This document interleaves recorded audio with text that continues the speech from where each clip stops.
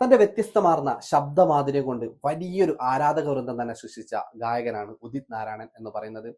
ഹിന്ദിയിലും മലയാളത്തിലും തമിഴിലും തെലുങ്കിലും ഒക്കെ ആയിട്ട് ഒട്ടനവധി ഫീൽ ഗുഡ് ഗാനങ്ങൾ ഇദ്ദേഹം ആലപിച്ചു വെച്ചിട്ടുണ്ട്. ഇവയൊക്കെ തന്നെ റിപ്പീറ്റഡ് വാല്യൂ ഉള്ള മികച്ച ഗാനങ്ങൾ തന്നെയാണ്.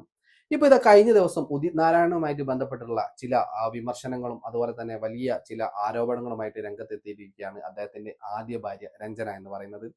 അതായത് രഞ്ജനയെ വിവാഹം കഴിച്ച ശേഷം ഉദിത് നാരായണൻ മറ്റൊരു വിവാഹം കഴിക്കുകയും രഞ്ജനയെ പറ്റിച്ചു എന്നൊക്കെ ഉള്ള വാർത്തകൾ നമ്മൾ കേട്ടിട്ടുണ്ടായിരുന്നു.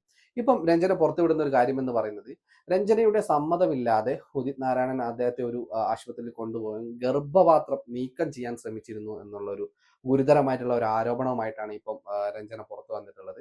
നമുക്ക് ഈ ഒരു വാർത്തയുടെ വിശദമായിട്ടുള്ള വിവരങ്ങളൊന്ന് പരിശോധിക്കാം. ഉദിത് നാരായണനെതിരെ ഗുരുതര ആരോപണങ്ങളുമായി ആദ്യ ഭാര്യ രഞ്ജന നാരായണൻ രംഗത്തെത്തിയിരിക്കുകയാണ്. തന്റെ സമ്മതമില്ലാതെ ഗർഭപാത്രം നീക്കം ചെയ്തു എന്നാരോപിച്ചാണ് ഗായകനും അദ്ദേഹത്തിന്റെ 2 സഹോദരന്മാർക്കും രണ്ടാം ഭാര്യ ദീപ നാരായണനുമെതിരെ ക്രിമിനൽ ഗൂഢാലോചനയിൽ രഞ്ജന കേസ് കൊടുത്തത്. ബീഹാറിലെ സൂപോൾ ജില്ലയിലെ വനിതാ പോലീസ് സ്റ്റേഷനിലാണ് ഫെബ്രുവരി 10 പരാതി നൽകിയത്. വർഷങ്ങൾക്ക് ശേഷം നടത്തിയ മെഡിക്കൽ പരിശോധനയിലാണ് ഇത്തരത്തിലൊരു ശസ്ത്രക്രിയ കണ്ടെത്തിയതെന്ന് രഞ്ജന അവകാശപ്പെടുന്നു.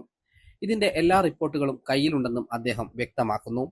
1984 ഡിസംബർ 7 ഉദിത് നാരായണനും രഞ്ജനയും വിവാഹിതരായിരുന്നത്. പിന്നീട് 1985 സംഗീത ജീവിതം തുടരാൻ ഉദിത് മുംബൈയിലേക്ക് താമസം മാറി. ദീപ നാരായണൻ എന്ന മറ്റൊരു സ്ത്രീയെ അദ്ദേഹം വിവാഹം കഴിച്ചതായി പിന്നീട് മാധ്യമങ്ങളിലൂടെയാണ് അറിഞ്ഞതെന്നും രഞ്ജന പറയുന്നു.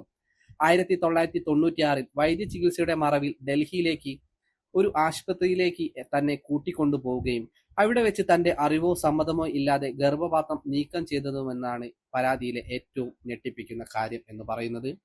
ഉദിത് നാരായണനും സഹോദരങ്ങളായ സഞ്ജയ് കുമാർ, ലളിത് നാരായണൻ, രണ്ടാം ഭാര്യ ദീപ എന്നിവർ സംഭവ സ്ഥലത്തുണ്ടായിരുന്നുവെന്നും രഞ്ജന ആരോപിച്ചു. വർഷങ്ങളായിട്ടുള്ള അവഗണനയാണ് തന്നെ ഇപ്പോൾ ഇത്തരത്തിലുള്ള ഒരു പരാതി നൽകാൻ മുന്നോട്ട് കൊണ്ടുവന്നത് എന്നാണ് മാധ്യമങ്ങളോട് സംസാരിച്ച രഞ്ജന പറഞ്ഞത്. ഉദിത് നാരായൺജി ആവർത്തിച്ച് വാഗ്ദാനങ്ങൾ നൽകുന്നുണ്ടെങ്കിലും അവ പാലിക്കുന്നില്ലെന്ന് നിങ്ങൾക്കെല്ലാവർക്കും അറിയാം. അദ്ദേഹം ഇതുവരെയും ഒന്നും ചെയ്തിട്ടില്ല. അതുകൊണ്ടാണ് ഞാൻ വനിതാ പോലീസ് സ്റ്റേഷനിൽ എത്തിയത്. എനിക്ക് നീതി ലഭിക്കണം, രഞ്ജന പറയുന്നു. ഇപ്പോൾ എനിക്ക് എപ്പോഴും സുഖമില്ലാതാകുന്നു. അദ്ദേഹത്തിന്റെ പിന്തുണ ആവശ്യമാണ്. പക്ഷേ ഉദിത് നാരായണൻ ഒന്നും പറയുന്നില്ല, ഒന്നും ചെയ്യുന്നുമില്ല. അടുത്തിടെ അദ്ദേഹം ഗ്രാമത്തിൽ എത്തി. വീണ്ടും വാഗ്ദാനങ്ങൾ നൽകിയ ശേഷം തിരിച്ചുപോയി. അവർ കൂട്ടിച്ചേർത്തു. 2006 മുംബൈ സന്ദർശിച്ചപ്പോൾ ഉദിത്തും ദീപയും തന്നെ അപമാനിക്കുകയും ഉദിത്തിന്റെ വീട്ടിൽ പ്രവേശനം നിഷേധിക്കുകയും ചെയ്തിരുന്നു. പിന്നീട് നേപ്പാളിലെ തന്റെ ഭർതൃ വീട്ടിൽ പോയപ്പോൾ തന്നെ അപമാനിക്കുകയും ആട്ടിയോടിക്കുകയും ചെയ്തു. ഗായകനെതിരെ രഞ്ജന മുമ്പ് ജീവനാംശം കേസ് ഫയൽ ചെയ്തിരുന്നു. 2025 ഫെബ്രുവരി 21 ബീഹാറിലെ സൂപോൾ കുടുംബത്തിലെ കോടതിയിൽ ഉദിത് ഹാജരായി. പക്ഷേ കേസ് ഒത്തുതീർപ്പാക്കാൻ വിസമ്മതിച്ചു. ഉദിത് തന്നെ ഉപേക്ഷിച്ച് നേപ്പാളിലെ ഒരു വസ്തു വിറ്റ് കിട്ടിയ 18 ലക്ഷം രൂപ കൈക്കലാക്കിയെന്നും രഞ്ജന ആരോപണമുയർത്തി. മുംബൈയിലേക്ക് പോകുമ്പോഴെല്ലാം അവിടെ നിന്നും അയാൾ ഏർപ്പെടുത്തിയ ആളുകൾ തന്നെ ഭീഷണിപ്പെടുത്തുകയും പിന്തുടരുകയും ചെയ്യാറുണ്ടെന്നും രഞ്ജന പറഞ്ഞു.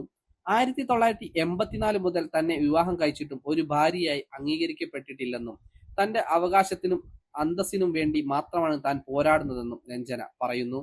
രഞ്ജനയുടെ ആരോഗ്യസ്ഥിതി മോശമായതിനാലും പ്രായാധിക്യം മൂലവും രഞ്ജന ഉദിത്തിനൊപ്പം ജീവിക്കാൻ ആഗ്രഹിക്കുന്നുവെന്ന് കൂടെ അഭിഭാഷകൻ കൂട്ടിച്ചേർത്തു.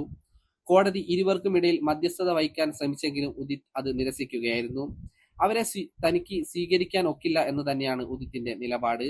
രഞ്ജനയുടെ ആരോപണങ്ങൾ ഉദിത് നാരായണൻ അതേപടി തന്നെ തള്ളിക്കളയുകയും ചെയ്തു. തന്നിൽ നിന്ന് പണം തട്ടാനുള്ള ശ്രമമാണെന്നും കോടതിയിൽ അവർ വസ്തുതകൾ തെറ്റായി അവതരിപ്പിച്ചു എന്നാണ് ഉദിത്തിന്റെ വാദം. ആരോപണങ്ങളെക്കുറിച്ച് ഉദിത് നാരായണൻ ഇതുവരെ ഒരു പൊതു പ്രസ്താവന നടത്തിയിട്ടുമില്ല.